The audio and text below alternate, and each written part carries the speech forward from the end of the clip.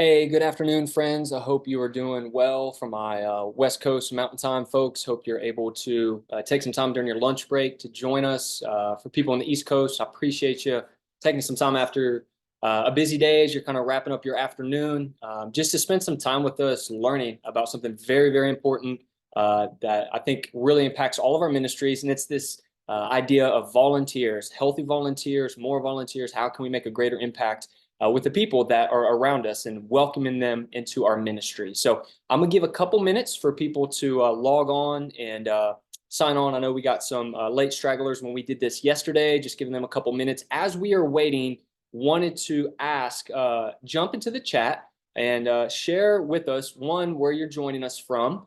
And then also, what is your role or your position within your ministry? Whether you lead in a church in the children's ministry, or maybe you're a camp director, or possibly you run a Christian preschool or a nonprofit of some sort. Would love to know. That kind of helps us have a better idea of one, who's with us today, so we can kind of serve you better, and two, going forward, as we want to continue to have these value added pieces made available to you. So as we're waiting, just want to introduce myself. My name is Buddy Gozy. I am with the Ministry Defender Solutions team. I know some of you joining. We've talked on the phone. We've been on Zoom calls. If you're a client of ours and you've joined, especially in the last year, good chance that we've dialogued. Thank you for joining. I am on the sales and business development side, but what that means is I'm just client facing. I hear what our churches and ministries need, and whether it's through our safety solutions or through other just ways of serving you with like consultations or resources that we can share with you. We want to partner to help keep your ministry safe and on mission. So a little bit of my background is for 5 years, I was a pastor of a church plant, the lead church planner, lead pastor, if you want to use that language, in Northeast Tennessee, a part of a network of 4 campuses, 4 churches. And we really got to see God do some really fun, exciting things. It was a really exciting time in my life. But through that experience, I began to better understand both the tensions and the beauty of volunteer-led organizations. So this is really from 5 years of pastoring, as well as over the last 5 years doing executive coaching for nonprofit and church leaders, understanding that tension, understanding that difficulty, understanding the good, the bad, and the ugly of volunteer-led organizations. How can we continue to grow and support and come alongside of different organizations? My friend Ethan, my partner in crime, Ethan, is helping co-host, moderate today, so he's going to jump in from time to time as you guys are dropping things into the chat, and let me know what's going on there, because we want to make this as much of a dialogue as possible. And we really appreciate you joining today. The goal is to give you about a half hour of content with maybe 10 or 15 minutes of some Q&A, a little bit of processing, thinking through how we can implement some of the stuff we learned together at some point. So Ethan, anything worth sharing before we jump into this? We ready to go, my friend? Ready to go. Awesome. Hey, glad to be here with you. Again, we are looking at recruiting volunteers, as well as how do we build a healthy volunteer culture. That's what we're going to be tackling for the next half hour together.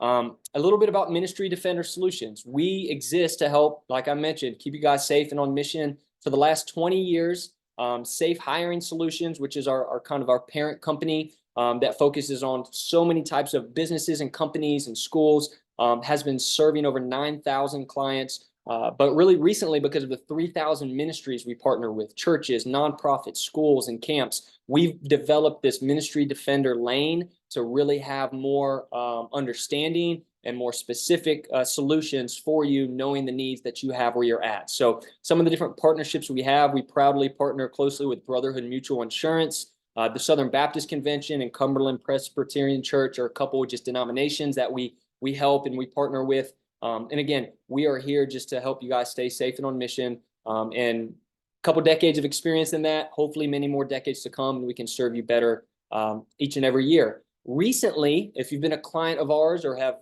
been around us, you have known us as Safe Ministry. And with the new year, we got a new name, but we have the same mission. So Ministry Defender Solutions is we're still the same company with the same backing of Safe Hiring Solutions. That has background checks, online trainings, arrest monitoring, automated references, check-in, check-out systems, and more as we come alongside and partner with you all. We are led by Mike McCarty.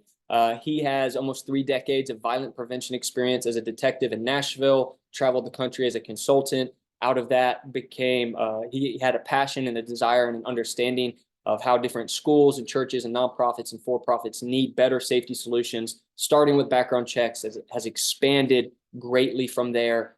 Don Keener is the Vice President of Ministry Defender Solutions, 30 years of pastoral experience, everything from lead pastor of a church of 500 to 1,000 to a discipleship pastor of a multi-site campus here in Indianapolis that had 10 to 15,000 people that joined them any given Sunday. Myself, I pastored a church kind of more in that 100 to 150 range.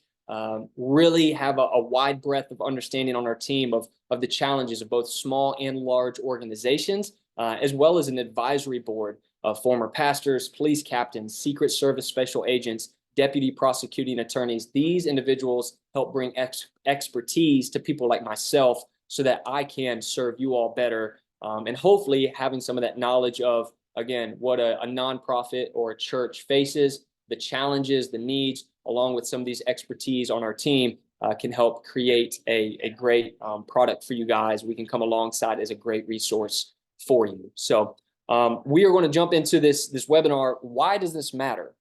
I hope you're asking, like, why would Ministry Defender Solutions, why would they take a half hour to talk to us about recruiting volunteers and building a healthy volunteer culture? Well, the reality is 80% of abuse happens in isolation within organizations. So what that looks like is you have a knowledge that there needs to be at least 2 adults that are not spouses in a children's ministry classroom, or the camp that you run, or the pregnancy center. When there's children or vulnerable populations, you cannot have volunteers alone with them in a space for any amount of time. Even though you know that, the tension is we don't have enough trained, well-trained, passionate, present volunteers. We don't have the man and the woman power to make sure that isolation doesn't occur. And especially if you're a growing organization, you're a growing ministry, sometimes your growth can outpace your ability to recruit and to train and to identify passionate volunteers to serve alongside of you. So we know that it's rare to catch a predator or someone trying to cause harm to a vulnerable population in the act of abuse, but you can often catch them pushing policy. But the requirement is that you have enough individuals invested in your organization, in your mission, that are serving, in order to be able to spot those discrepancies or those policies that are being pushed and then report it appropriately. So my thought was, if we can help partner with ministries to help them grow their volunteer culture, their numbers, their quantity, and their quality of volunteers, this will come alongside of a lot of the different policies and security solutions that we recommend, knowing that one of the biggest tensions is just not having enough people to put these good thoughts into practice. So really, protecting children is the floor. It's the minimum. Protecting vulnerable populations is the floor. It's the minimum. We feel God has so much more. We know you feel that there's so much more than just keeping people safe, but that is the minimum. That's where we need to start. So as we recruit more and better volunteers, this gives the capacity then to make a bigger impact in the church or the community or the mission that you have in front of you. So that's also our heart. We want to teach on this just so that you guys can go further faster, and we get to back you in that as well. So kind of the outline of the next 20 minutes is I want to hit these 2 topics, and I want to give 3 main points for each of those. So let's start with how to recruit better and more volunteers. And the first one is this, is we want to be sure that we are telling a better story.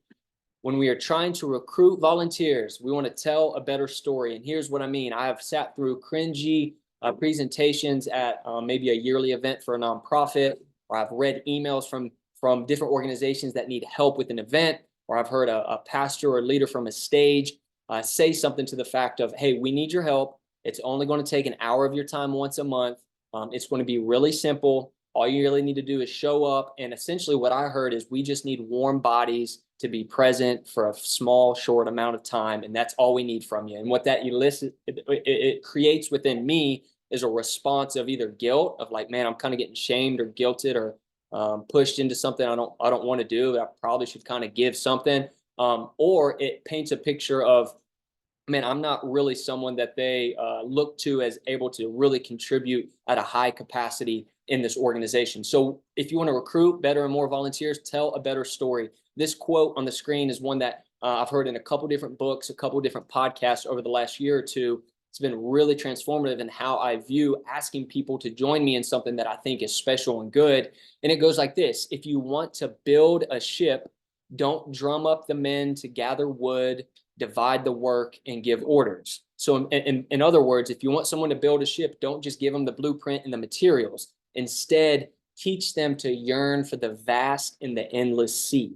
Teach them to dream and to cast vision and to see themselves as a part of a bigger and a better story than they currently find themselves. So in order to do this, you have to know how to tell a better story from many different platforms. One might be from stage. If you are a pastor or a director, being able to, on a Sunday morning or a Wednesday night, whenever you're in front of individuals that might want to volunteer, making sure that you're sharing stories of what God is doing through the ministry. You need people to volunteer, sharing the direction where you want to go, sharing how serving can lead towards these outcomes and these goals, and how people can be a part of that. Help them dream of not just the minimum, but having a not a scarcity mindset, but an abundance mindset of all that is ahead, how they can be a part of that. Social media, what does it look like to share stories of what's happening or what's ahead, and how people can play a part of that?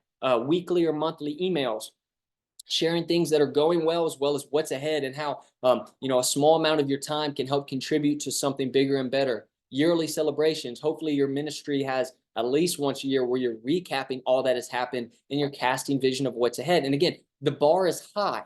We're not lowering the bar. We're setting the bar high and inviting people to rise to that and to be contributors in their own unique ways. If you have new members classes or orientation or in person, if you lead a ministry, people probably often ask how things are going. Make sure you're telling a better story of all that has happened and all that you hope to see happen ahead, and how you can invite people to be a part of it. The second one is this: make sure that you invite people to find a friend. Find a friend. This is the easiest way to recruit more and better volunteers. Make sure that you never do alone what you could do with another. That should permeate the culture of your organization you're with. Never do alone what you or what that other volunteer could do with another person. And the reason is, as you invite people in to experience the joy of serving and all that's happening within your organization, and the relationships that are built, and the development of their own leadership skills and things of that nature, they then begin to experience it and begin to be bought in. People will always respond best to personal invitations, especially when it's from someone they respect and they enjoy being with. It's easy to disregard someone from a stage or from an email or from a phone call, but when you get face to face and you really ask them to consider this, one, if they respect you, they will, and two, it's really more enjoyable. If I am asked to serve at a summer camp for a weekend, and I've never served at a summer camp or at a pregnancy center or a children's ministry, and I have no experience, I don't know what that's like. But if I have a good friend who's done it recently, and I can serve alongside of them, and I can learn and enjoy the process, like, that's a lot less intimidating. And that invite from that friend might be the thing that allows me to step into that and to find a lot of joy and purpose and to follow through. So creating a culture of replacing yourself is essential. And what I mean by that is, often volunteers that do a great job, they might get quote unquote promoted or given more responsibility, or step into a new role within the organization. But if they do so, that's going to leave a gap, a void of their current position that they're serving in. If they're constantly looking for friends to serve alongside of them, it's very easy to replace themselves. So I would put that responsibility, I would put that expectation on someone. If you're going to step into a higher level or responsibility of leadership, you need to be willing and able to replace yourself with someone else that is serving alongside of you. So offering shadowing opportunities within your ministry is very helpful.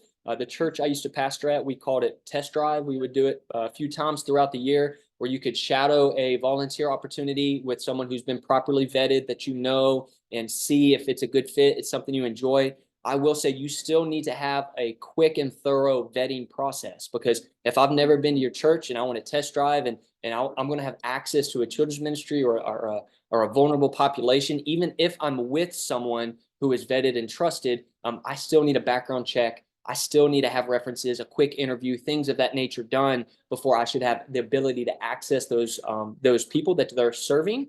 And then after, maybe you see it's a good fit, if you want to do a little additional training or things of that nature to help them be a well-rounded and equipped volunteer, that's perfectly acceptable. So I think shadowing is phenomenal as long as you have a good and thorough vetting process. That is something that we can help you with, and I think is a great place to help recruit more volunteers because it's low commitment, and hopefully the experience is the thing that drives them to follow through.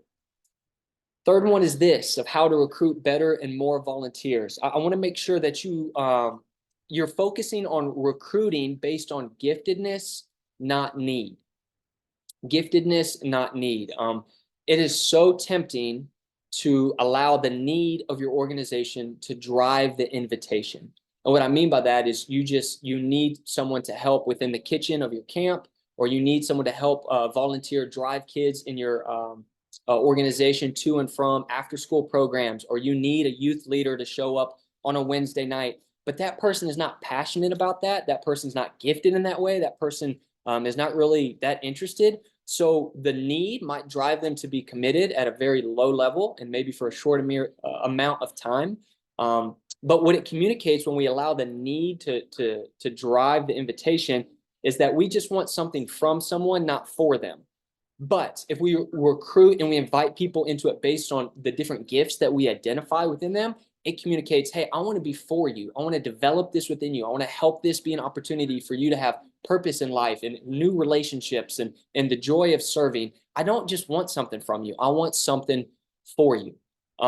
Something that's a really helpful acronym that I learned a handful of years ago is this acronym GPS. So if you take notes, write this down. And GPS stands for gifts, passion, and story. Gifts, passion, and story. And as you get to know these within the people surrounding your organization that may be good fits to serve with you, then you can help them find the specific spots for them to land so that they will begin to dream and be creative and be fully invested and driven, because there's certain gifts that people have. They have the ability to cook. They have the ability to listen really well. There's certain individuals that have the ability to speak or communicate or to tell stories or write content, or they're really good working with their hands, whatever it may be. What gifts do they have that they can be put to use in a way that they enjoy? And the second one is passion. Man, all of us are passionate about something. Something gets us out of bed on a Saturday morning at a time that, honestly, other things wouldn't, that would drive us to sacrifice time and energy and our creative self so that we can be fully invested. We are all passionate about something. What can we do to help people identify their passions? From there, we help ignite that. And the last one is story. All of us have a story. As we get to know people's story, it's both their pain of what they've been through that's been difficult, what's been challenging, as well as the story of people that have stepped in, men and women who have been influential in their lives. Those things, the blessings and the hardships, really shape how we want to love and contribute to the people around us who are in need. So as we get to know that, we then can help recruit based on those things. And in 2 Timothy, a man named Paul talked to one of his mentees, Timothy, and he encourages them to fan into flame the gift of God that is within us. And man, all of us have a giftedness. We don't have to really try and create that within someone. All of us have this GPS. It is our job to help identify that and just fan it into flame with minimal effort, begin to see really how there can be more power and light that is shined into darker places. So that's just 3 starting places. Would love if you want to drop in the comment questions you have around these topics and or comments that you might have. If you're like, hey, here's another one that I've found that's helpful to recruit better and more volunteers, would love for this to be a space where we learn together. So before I jump into cultivating a healthy volunteer culture, which is kind of the second side of the same coin, wanted to take a break. Ethan, questions, comments, what's going on in the chat? Scott, one here question says, I'm a children's ministry leader. How can I encourage a lead pastor to help us with recruiting volunteers? So Ethan, in case it couldn't be heard, great question came in the chat. If you're a children's or youth ministry leader and wanting to kind of get the rest of the organization leadership involved. So in this situation, a pastor, a lead pastor, executive pastor, something like that. And that's important. That's really important because honestly, there's certain voices that carry more weight than others, whether that's fair or whether that's right. It's true. So, if that pastor is not on this call or not having these type of thoughts, one, come to him or her and talk about, hey, this is a challenge for me. This has been difficult to recruit these volunteers. and I would lay out a few things that would be helpful. I think speaking from stage is one of them, not just, again, lowering the bar and saying, we need more help. It only takes this amount of time. Come on, we need people to step up. It's have them share from stage, man, here's an encouraging story of what God is doing or what's happening in our community through this ministry. Have them from stage invite people into this process, and then also ask for help to be a part of understanding the gifts, passions, and story within your organization. So if there's other people in leadership, go to them and say, hey, who do you know that is gifted or passionate or has a story that would allow them to be a good fit within this volunteer position? Because you can't know everyone at all times, but they may know that. And by going to them, that might open up a door for you to go and to step into that and to help. So I think that's a great question. I appreciate that. Anything else, Ethan? Good. Awesome. Okay, so before we can get into cultivating a healthy volunteer culture, what we need to do is we need to talk about what is culture. And the best definition I've heard of culture is this: it's what a majority of people do a majority of the time. What a majority of people do a majority of the time. And a majority of people, majority of the time, are going to talk a certain way. They're going to act a certain way. They're going to dress a certain way. They're going to think a certain way. And a lot of times it's more felt than it is seen, or maybe you can't put your words to it, but you just kind of know it's there. Think of the difference between Kentucky Fried Chicken and Chick-fil-A. Both of them serve fried food, fried chicken, fried potatoes. You walk into KFC versus you walk into Chick-fil-A, you hear the two words, a completely different culture and experience comes to mind. So for us of creating a culture that's healthy and excellent, first thing we have to think about is, what are the majority of the people doing a majority of the time within our organization? Are they showing up on time? Are they serving with passion? Are they asking good questions? Are they inviting other people into this? Are they joyful as they do it? What does it look like currently in your organization? And it's been said, culture eats strategy for breakfast. I think Peter Drucker gets credit for that quote. I'm not sure if he actually said it, but it's just this idea of you can have strategy and ideas and big visions and plans, but man, whoever you are is who you are. And who you are is what you're going to default to majority of the time. So helping shape who people are, how they think, what they value, what their level of commitment is, that's really going to be the most important part of your organization, because culture is both caught and it's taught. Like my 2-year-old, Naomi, she learns things because I tell her, and she learns things because she watches and she listens, and she's able to feel and to sense stuff all the time. There's so many times I look at my wife, I'm like, who taught her that? No one taught her that. We're a product of our environment. What type of environment is shaping the people around you that are serving with you? So that's what culture is. And in view of that, we need to expect excellence within our volunteer culture. And the question that you need to be asking yourself currently is, what are the unspoken expectations placed on a new volunteer? When someone comes to volunteer within your organization, what are the unspoken expectations that are placed on them? Do they see people show up on time? Do they see people that listen? Do they hear people that complain? Do they see people go above and beyond? Do people follow policies and procedures that are in place? Do they come prepared? What are the things that are, it's not said what's tolerated and what's good, but it's what's unspoken. These are the expectations. And I heard culture is shaped by the worst behavior the leader is willing to tolerate. And for that reason, there are going to be volunteers that exhibit behaviors that are not acceptable. And if we as leaders tolerate those, then that's going to lower the bar and change the culture for all volunteers that are involved. And so what I'm not saying is to be harsh. I'm not saying to be domineering. I'm not saying to be anything but full of grace at times, because sometimes that's needed. But we need to lead with curiosity whenever people are not demonstrating serving with excellence. Whenever there's something that needs to be addressed, we need to ask, hey, genuinely, is everything okay? Do you need more help from me? Remember, here's the expectations. Here's what we need from you. And we need to be willing to engage in those difficult conversations. And here's the tension. We don't have enough volunteers to start with. We can't afford to lose anyone. We can't make anyone mad, or we definitely can't kick them off our ministry team, whatever it may look like. But the reality is, if you tolerate this type of behavior, you're going to lose volunteers, and it might be your best volunteers. They're going to be the ones that are burnt out.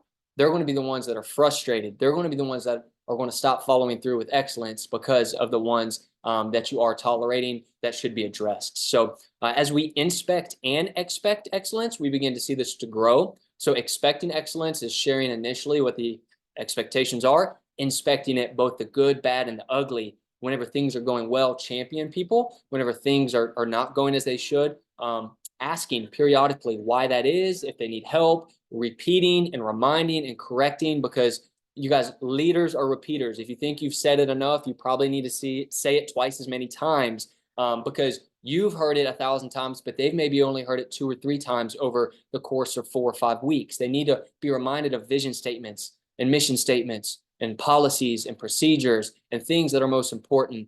That's how we can begin to expect excellence and slowly shape a culture, because all of us inherit a culture. It's both in the demographic you serve, in the region you live in, the era that we are in the 21st century, digital culture. But we can still be a part of helping shape it. And sometimes it's slower than we want, but it's a possibility, and we can shape it for good and for health. The second one is this, is we want to develop our volunteers, not just delegate. So make sure we develop, don't just delegate when it comes to volunteers. People, we want to make sure we become people-oriented over task-oriented. And what I understand is the tyranny of the urgent, or all the things that need to happen that kind of take up your mental capacity and your creative space in your mind. A lot of times it's a lot easier just to assign tasks to people who are willing to help.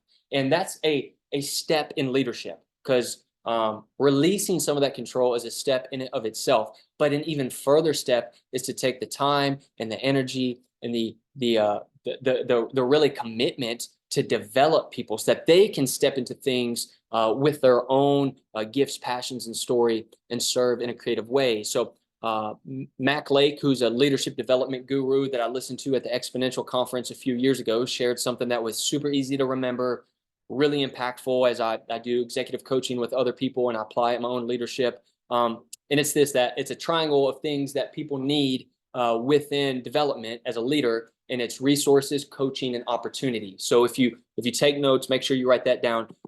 Resources, coaching, and opportunity. And we're real quick to give opportunity because there's a lot of need. There's a lot of stuff that needs to happen. But the reality is a lot of times we lack resourcing. We lack coming to them and saying, hey, what do you need from me so that you can make an even bigger impact? It could look like maybe a reminder on certain policies. It could be a book. It could be a podcast. It could be a cohort that they need to be a part of, or maybe conferences that you go to. What resources outside of yourself can you provide to an individual to help them grow? And the other one is coaching. And you might hear this as kind of more like shepherding or counseling. This offers a feedback loop. It allows you to give encouragement and support. It allows you to give them more permission to say, hey, you can do that. Take that on. It can lead to further opportunity as you push people to challenge themselves. But it also allows you to hear what they need. It allows the power of a good question to begin to shape and to form their mind and their heart and their attitudes. And if we're only giving them a task, if the only information we're sharing is how something needs to be accomplished, rather than resources and coaching to become someone who can not only do that task, but make a greater impact through our ministry, then we're going to fall short from really having a multiplication within our ministry and the impact of what it can provide. So be considering, not everyone's worth developing. What I mean by that is not everyone has the time. You don't have the time to develop everyone. Sometimes delegation is sufficient, but there should be a handful of individuals that you are developing and investing richly in as they grow as a volunteer within your ministry. The last one is this, and this is where I'd love feedback. If you want to drop in the chat, if you want to drop any comment, your favorite way to appreciate or to celebrate your volunteers. Because if you want to have a healthy volunteer culture, people have to know that they matter. They need to know that you want something for them, not just from them, that you appreciate them and you celebrate both them and all that is happening through the good work of the ministry. And this should happen both privately as well as publicly. People will replicate what you appreciate and celebrate. If you want more of it, you need to celebrate it. You need to appreciate it. So I want you to think currently, what are your habits, daily, weekly, monthly, yearly, of showing appreciation and celebration? And what if you doubled that up? What if you did twice as much in 2024? What type of impact could that have in 2025 or in 2026? How could that begin to shape your culture? How could that be top down where the people you're celebrating now begin to appreciate others? What would that look like? Because it could be as simple as having a stack of thank you cards, and when someone comes to mind, or making it a rule for you 2 to 3 times a week, you're just going to write a handwritten thank you card and put that in the mail, because people love getting mail that's not medical bills. It could be a small birthday celebration during their birthday week or their birthday month, where you give them a candy bar or a small gift card. Same thing at Christmas or Easter or after a big event that you host. Phone calls or text messages or emails whenever you notice them going above and beyond, or you see some really good fruit out of the ministry come, just to celebrate and appreciate them. But it should also be done publicly. It should be done from stage, like we mentioned, from leadership. It should be done at yearly appreciation events where you recap all the impact and how everyone's small contribution was able to be a part of something bigger than themselves. It should happen on your social media pages where you tell stories and you celebrate, and you're able to really champion the things that are going well, so it's repeated. Maybe you have a weekly volunteer meeting. Maybe you get together for a few minutes in a huddle before you go out and serve for the day. And a part of that rhythm is pointing out things of the previous week of people that went above and beyond. So making sure you're appreciating and celebrating both privately and publicly is something that's going to be able to shape your culture and build healthier volunteers. So thank you for listening to that. I hope that was helpful. I got a few more short things to share with you. Again, if you got any questions, throw them in the chat. We'll finish our time together with that. If you have any comments of things that you've seen that helps recruit volunteers or build a healthy volunteer culture, to share appreciation or to celebrate, throw that in the chat. Would love to hear that as well. A few safety solutions that we provide, in addition to some consultation of like, hey, here's some things to consider to help your ministry stay safe and on mission. We offer background checks that are industry leading. They're multi-layered background checks that have multiple different databases that are searched that start at $9.95. We have something in all of our checks called the Arrest Alert Pre-Search that serves volunteer-led organizations really well. And that's because for volunteers, we can report in 93% of the jails if an arrest has happened of that volunteer in the last 10 years, even if there's not adjudication, if there's no verdict that has come from it. So we serve clients as big as 10,000 people on a Sunday morning, all the way to startup nonprofits that are running background checks for the first time. We have no contracts or setup fees that can be really helpful for your organization. We have church management system integrations with Planning Center Online and ROC RMS, as well as a continuous arrest monitoring that if you want to monitor your volunteers after the background check is done, if they're arrested, to be notified within 24 hours, we can provide that for you as well. The next one is the Learning Zone. The sex abuse prevention training that we offer is a 1 as well as a 2.5 hour course. You can train your volunteers on demand for less than $5 a person. You can set up auto renewal, so every year or every other year they rewatch the short training, and then that gives you more time back in your schedule and their schedule to do things like celebrating them, having coaching meetings, providing them with resources, giving additional reminders of policies and procedures, both in the area of safety as well as just overall development of your ministry. So this is something we can offer. It sits on a learning management system that is very easy to oversee and to invite people to train, so that you can make sure that there's a great baseline understanding of how this should be prevented within your organization. We're adding to this learning management system. We have coming up a armed intruder and emergency response training that will be available soon as well. And the last one I want to talk about, I mentioned references. References are a great way to get to know if a volunteer is a good fit for where they're serving.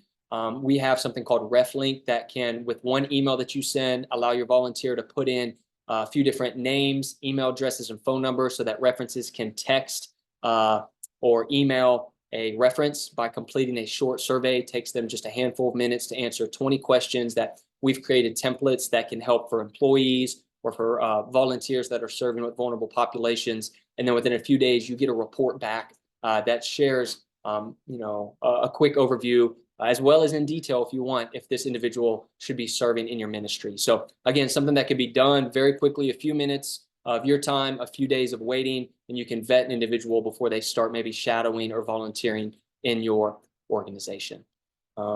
would love to talk with you more. This is my email address at the bottom here. If you want to go to ministrydefendersolutions.com, you can get a hold of us that way. But if you want to email me directly, or Don Keener, our VP, I got a little bit more hair than him. But whoever you're more comfortable connecting with, would love to jump on a Zoom, a quick phone call. Him and I both just have a heart and a passion of helping you guys, to be there for you. If our safety solutions can be of help, we want to make sure we find one that's cost and time effective for you. Or if you just need a little bit of consultation and advice, we'd love to give as much expertise as we can to you, or refer you out to others that might be of more help. So hopefully that was helpful. Wanted to keep it under 30-35 minutes for you. Ethan, is there anything we want to touch on before we wrap up? I think we got all the questions answered. Awesome. So unless any other questions come in the next minute, we're going to wrap up. Again, thank you for your time today. We are hoping to have more value added content, whether it be podcasts, whether it be webinars like this, whether it be blogs. Make sure you follow us on social media. If you're a client of ours, you will be getting regular emails hearing about that, so that we can hopefully be just a well-rounded organization that partners with your ministry in any way we can. So thank you for joining. I hope you have a wonderful rest of your day, and we look forward to helping you in the future. God bless.